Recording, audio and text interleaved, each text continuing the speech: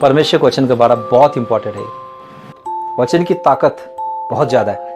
एक हाथी भी जाते रहेगा तो हाथी को अगर उसका मालिक नाम लेकर बुलाए तो हाथी पलट जाएगा, वो पलट के वापस आएगा। छोटे से जानवर, बड़े से जानवर, याकूब के पत्री में इसकी तुलना की गई है जीभ की पतवार से।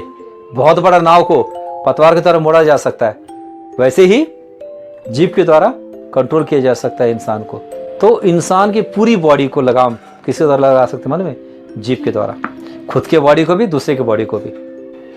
जीभ जो है वो आशीष भी दे सकता है, शाप भी। जीभ जो है बहुत दूर तक असर होने वाला कार्य कर सकता है। किसी को आशीष दे, किसी को भविष्यवाणी करे। मैं भी यहाँ रहकर स्वर्ग के विषय में बता रहा हूँ, तो प्रभु से उद्धार पाओगे, तुमको स्वर्ग में जगह मिलेगा, यहाँ से लेकर वहां तक का। ये जीभ के द्वारा साध्य है। तो स्वर्ग के विषय में बताना जीभ के द्वारा साध्य है। तो आशीषों को वो कहना जीभ के द्वारा साध्य। प्रार्थना करना, वचन कहना, जीभ की पावर बहुत ज्यादा है। इसको याद रखो, जीभ का इस्तेमाल करने आएगा। वचन में लिखा हुआ है जिसको जीभ का इस्तेमाल करने आएगा वो उसका फल पाएगा, क्योंकि जीभ के वश में जीवन और मृत्यु दोनों है। बिल्कुल मतलब पावरफुल है। अगर कोई व्यक्ति जीभ का इस्तेमाल करेगा सही रीति से, जीवन से भर जाएगा। कोई व्यक्ति जीभ का इस्तेमाल सही रीति से नहीं करेगा तो मृत्यु का वो स्वाद चखेगा, या मृत्यु का वो दर्द सहेगा। कोई अपने आप को कोसे या दूसरों को कोसे, कुड़कुड़ाए, जलाए। वचन लिखा ना, जो मन में हो वो मुंह से निकलता है। जो मन में भरा हुआ है वही मुंह से निकलेगा। और जब मन में अगर मान लो वो सब चीजें भरी है, जो मरकुस सुसमाचार के 7वें अध्याय के 21-22-23 वचन में जो लिखा हुआ है, तो फिर क्या होगा? उसी की सृष्टि बाहर होगी। वचन के द्वारा सृष्टि होती है, याद रखना। मुंह से निकलने वचन द्वारा सृष्टि होती है। पॉल एंगिचो ने अपने पुस्तक में लिखा, कहते दक्षिण कोरिया वाले उन लोग ज्यादा मरते, वहां के लोग क्यों मरते बोलने से, उनके हर वर्ड में मृत्यु को शब्द को ऐड करते बोलते। कैसे बोलते मालूम है? मैं इतना पिया कि मरने को उतना पिया। मैं इतना खाया कि दम निकलने को उतना खाया। तो अबे खाने जीने के लिए तो दम निकलने को उतना खाया बोले।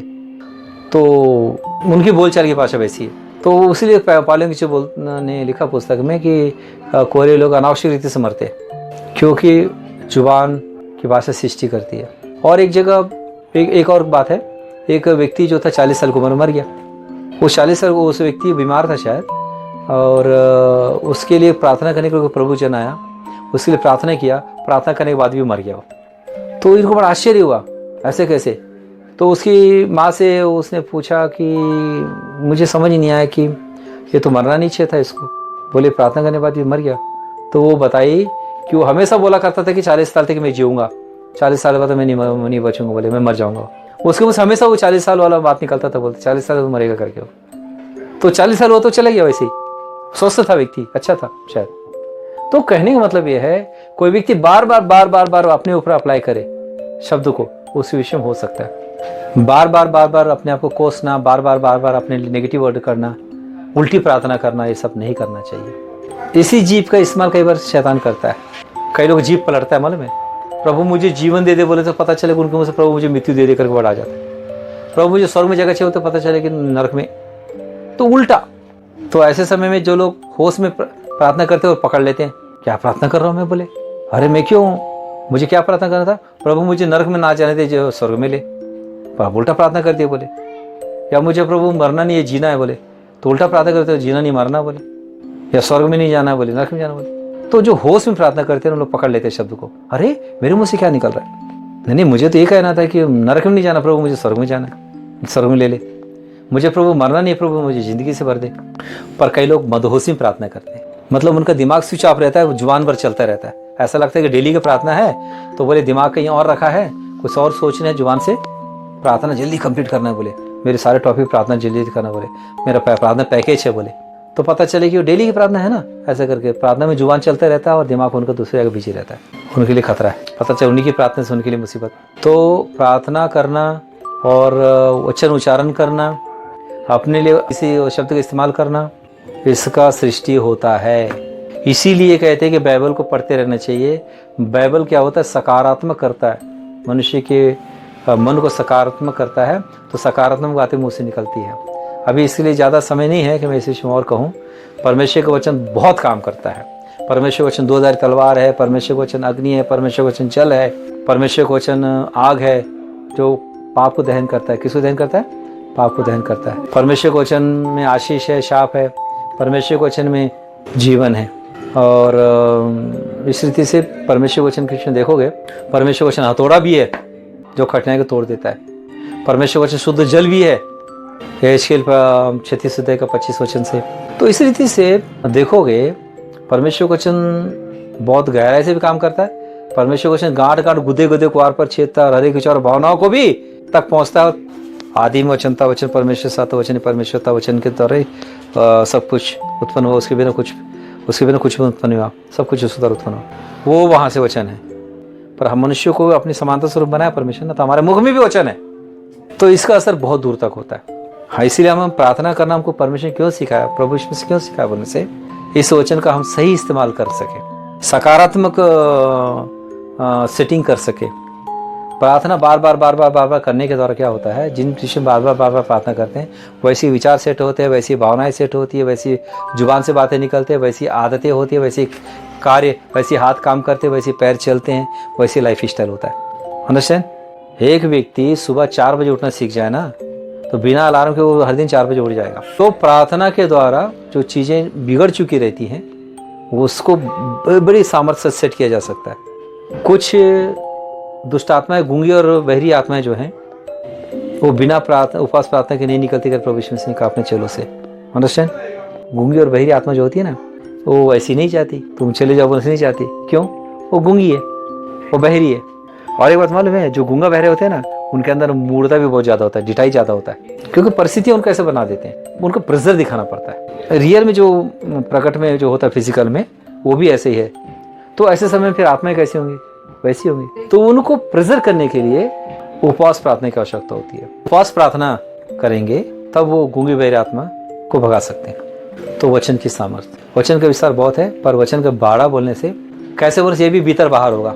वचन को पॉजिटिव वचन बोल, सीधी सी बात है, परमेश्वर का भय मानना और परमेश्वर का वो जो सुसमाचार है उसको भीतर में रखना, सुसमाचार का सारांश को भीतर में रखना, और सुसमाचार के अनुसार ही विचार हो, सुसमाचार के अनुसार भावनाएं हो, सुसमाचार के अनुसार ही मुँह से बातें निकले, सुसमाचार के अनुसार कार्य हो, सुसमाचार के अनुसार ही चाल चलन हो, सुसमाचार के अनुसार ही जिंदगी का लाइफ स्टाइल हो, सुसमाचार के अनुसार प्रार्थना करो, दिन रात प्रार्थना करो और वचन पढ़ो, प्रार्थना करो, पॉजिटिव प्रार्थना करो, सही प्रार्थना करो, तो वचन का बाड़ा बनता है। और वचन का बाड़ा बहुत जरूरी याद रखना।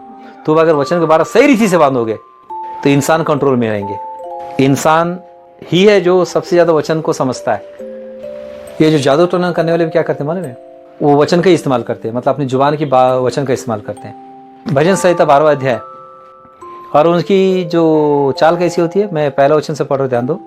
हे परमेश्वर बचा ले, क्योंकि एक भी भक्त नहीं रहा। मनुष्यों में से विश्वास योग्य मर मिटे हैं। प्रत्येक मनुष्य अपने पड़ोसी से झूठी बातें कहता है। वे चापलूसी के ओंठों से दोरंगी बातें कहते हैं। प्रभु सब चापलूसी ओंठों को और उस जीव को जिससे बड़ा बोल निकलता है काट डालेगा। वे कहते हैं हम अपनी जीभ ही से जीतेंगे, हमारे ओंठ हमारे ही वश में है, हमारा प्रभु कौन है। दीन लोगों के लुट जाने और दरिद्रों के कराहने के कारण परमेश्वर कहता है मैं उठूंगा, जिस पर वे फुंकाते हैं उसे मैं चैन और विश्राम दूंगा। परमेश्वर का वचन पवित्र है, उस चांदी के समान है जो भट्टी मिट्टी पर ताई गई है और 7 बार निर्मल की गई है। तू ही हे परमेश्वर उनकी रक्षा करेगा, उनको इस काल के लोगों से सर्वदा के लिए बचाए रखेगा। जब मनुष्य में नीचपन का आदर होता है तब दुष्ट लोग चारों ओर अकड़ते फिरते हैं। तो यहाँ पर दोनों बात लिखी गई है। मनुष्यों में नीचपन का आदर होता है तो दुष्ट लोग अकड़ते फिरते हैं, और मनुष्य जब सोचता है कि चापलूसी ओंठों से दोरंगी बातें करते हैं तो परमेश्वर क्या करेगा, उस चापलूसी ओंठ काट डालेगा। मनुष्य कहते हैं कि हमारे ओंठ हमारे वश में है, हमारा परमेश्वर कौन है, हमारा प्रभु कौन है। जब ऐसे अकड़ते हैं तो परमेश्वर कहता है कि मैं खुद आप उठूंगा। क्यों? दीन लोगों के लुट जाने और दरिद्रों कराने कारण। जहां पर चापलूसी की बातें होती है, दोरंगी बातें होती है, और लोग जब अपनी जीभ पर भरोसा करते, बोलते हमारे जीव हमारे वश में है करके अपने जो वचन के पावर का इस्तेमाल करते हैं, तो दीन लोग दब जाते हैं और दरिद्र लोग को कराने की नौबत हो जाती है। मतलब उनका बुरा हाल हो जाता है, दीन लोगों का और दरिद्रों को बुरा हाल हो जाता है। तो फिर परमेश्वर को वहां पर हस्तक्षेप करना पड़ता। तो दुनिया में यही हो रहा है, एक फील्ड दो फील्ड में नहीं है। ज्यादा टोने वाले कृष्ण ने कही दिया, उन लोग हमेशा नेगेटिव का ही उच्चारण करते हैं। उसके अलावा जो बड़े बड़े अधिकारी हैं, जहाँ जहाँ भ्रष्टाचार होता है, जहाँ राजनीति के फील्ड है, उनको करना बुराई होता है कि पर भलाई की बात करना पड़ता है। तो जीव के द्वारा होने वाली बुराई भयंकर है, इतनी ज्यादा है कि बिल्कुल भ्रम भ्रम भ्रम भ्रम भ्रष्टाचार भ्रम भरा हुआ। वचन कहता है सारा संसार दुष्ट कोष में पड़ा हुआ, दुष्टता से भरा हुआ। तो उससे निपटना आसान नहीं होता। इसीलिए जो परमेश्वर का भय मानते हैं उनकी ये जरूरत है कि परमेश्वर की ओर से जो सुसमाचार है उन वचनों को लगातार लगातार लगातार लगातार अपने जीव से उसका उच्चारण करें। जब भी मौका मिलता है सुसमाचार के वचन कहें, जब भी मौका मिलता है प्रार्थना करें, जब भी मौका मिलता है उस सुसमाचार के अनुसार गीत गाएं, स्तुति करें, आराधना करें। वचन वचन वचन वचन वचन मुंह से निकलता रहे। प्रार्थना द्वारा वचन निकालो, स्तुति के गीत गाते वचन निकालो, वचन पढ़ते हुए मुंह से वचन निकालो। जब भी मौका मिलता है वचनों को आपस में बातें करो, संगति में एक दूसरे से वचन की बातें करो। वचन लिखा ना कि वचन के द्वारा जो कुछ कर सकते हैं, क्या क्या कर सकते हैं भी बोल दिया। प्रार्थना कर सकते हैं, स्तुति कर सकते हैं, आराधना कर सकते हैं, हम वचन पढ़ सकते हैं और आपस में बातें कर सकते हैं, वचन की बातें कर सकते हैं, सुसमाचार सुना सकते हैं, गवाही सुना सकते हैं, वचन संबंधित बातें कर सकते हैं या वचन का उच्चारण कर सकते हैं। अकेले बैठे हैं वचन को उच्चारण कर सकते हैं। जैसे मैंने कहा ना, किसी अनंत बात को मुझ पर प्रभुता न करने दे। और मैं प्रभु यीशु मसीह का हूं, मुझ पर मृत्यु कोई अधिकार नहीं, मुझ पर शैतान कोई अधिकार नहीं, मुझ पर अपवित्र आत्मा कोई अधिकार नहीं, मुझ पर दुष्ट आत्मा कोई अधिकार नहीं, मुझ पर नरक का कोई अधिकार नहीं, मुझ पर पाताल कोई अधिकार नहीं। ये सब क्या है? उच्चारण। और दावा भी पेश होता है इसमें, अंडरस्टैंड? ये सब वचन के द्वारा होता है। तो इसीलिए वचन का बात खचा खच भर के रखोगे ना, जैसे बोलोगे ना अपवित्र आत्मा मुझ पर कोई अधिकार नहीं, दुष्ट आत्मा मुझ पर कोई अधिकार नहीं, शाप का मुझ पर कोई अधिकार नहीं, तो क्या होगा मालूम है? शाप देने वाले शाप देने का मुंह खोलेंगे, उनको वहीं पर अटैक हो जाएगा। और तुम्हारे से शाप देने के लिए मुंह खोलते ही उनका अटैक हो जाएगा, तो वो शाप नहीं दे पाएंगे। क्यों? वचन तुमने खचाखच पहले से भर के रखा, उसका जवाब वहां से क्वेश्चन आने से पहले जवाब यहाँ भर के रख दिए। समझ आ रहा है? इतना पावरफुल है। तुमको जो नहीं चाहिए प्रार्थना कर सकते हो, प्रभु ये मुझे नहीं चाहिए। ऐसे लोग मेरे सामने ना आए, मैं जाता हूँ रास्ते से, वो सामने ना आए। बहुत तरीके हैं। एक युवती ऑफिस जाती थी, लड़के लोग गेट में खड़े रहते थे, उसको अच्छा नहीं लगता था। वो प्रार्थना कर जाती थी, प्रभु मैं जाते समय लड़के लोग के ध्यान मेरे पर ना पड़े। वो उन्हीं के सामने से अंदर चली जाती, तो लड़के लोग पता नहीं चलता था। लड़के बाद में बोलते अरे तू कब आई अंदर? तो लड़की बोलते मैं तुम लोग बीच में सामने से आई अंदर। मतलब उस समय के लिए उस लड़की के और लड़कों के बीच में क्या आ गया? वचन आ गया। समझ आ रहा है? और उनका इधर पल भर के लिए उनका ध्यान इधर चला गया होगा, इधर कोई कुत्ता चला गया होगा बाजू से, कोई बिल्ली चला गया होगा अंदर से। समझा है? कोई शब्द आता तो कहीं पलटते ना, कई बार ठकाक से कुछ आवाज आए तो पलट के देखते।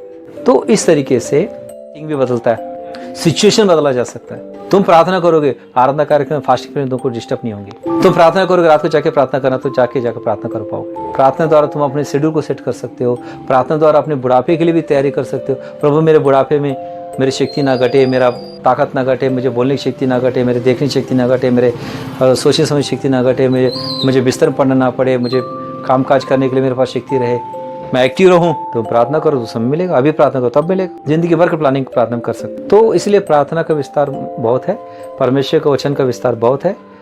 पर ऑल टोटली कहने का मतलब यह है, तुम परमेश्वर सुसमाचार के अनुसार वचन को अपने दिल में भरो, अपने दिमाग में भरे रखो, उसी रख के प्रार्थना करते रहो, वही गीत गाते रहो, वही संगति में बातें करते रहो, उसी को उच्चारण करते रहो और उसी से अनुसार बातें करते रहो। तो खचाखच भीतर वचन भरा रहेगा, खचाखच बाहर भरा रहेगा और खचाखच तुम्हारे चारों तरफ बाड़ा रहेगा। जैसे बहुत ज़्यादा सैनिक होते हैं ना, बहुत ज़्यादा सैनिक अगर मान लो सुरक्षा के लिए, वैसा वचन एक एक वचन सुरक्षा में रहेगा। मैं आशीषित हूँ, इतना शब्द काफ़ी है शाप को रोकने के लिए। कुछ समझ आ रहा है? तो प्रभु सहायता करे, वचन के बारे को समझो, हमारे दिलों में असर डालता। अच्छा, मैं वचन के विषय में बता रहा था पहले, बाड़ा ना, तो वो क्या करता मालूम है? वचन का बाड़ा वचन का प्राण को प्रकाशित कर देता है, उसमें याद रखना। तो पवित्र आत्मा ये काम करता है, मनुष्य के हृदय को सेट करता है संसार के खिलाफ परमेश्वर के प्रति।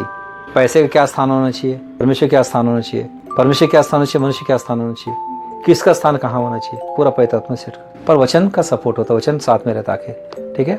ऑल टोटली सब आपस में यीशु का रक्त, फिर पवित्र आत्मा, फिर परमेश्वर का वचन एक साथ काम करते हैं। आत्मा में पवित्र आत्मा काम करता है, वचन प्राण में काम करता है, रक्त देह में काम करता है।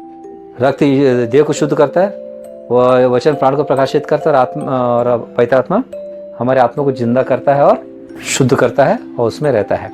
और वचन जो है प्राण के माध्यम से काम करता है, ठीक है, प्राण में आता है पहले, प्राण को प्रकाशित करता है और आत्मा के में प्रकाशित करता है आत्मा को, और शरीर में भी उसका असर डालता है। तो बाड़े के विषय में आज ही दिन सुन चुके हो। इस संदेश को याद रखो, जो भी नोट किया उसे ध्यान करते रहो और लगातार ध्यान करते रहो और बाड़े को मजबूती से बांधो ताकि पूरी तरह से जीवन काल भर सुरक्षित रह सको। प्रभु यीशु मसीह के नाम में ईश्वर से दुलकर पवित्र आत्मा के भरपूर से भरकर, आमीन। तो आइए हम प्रार्थना कर लें।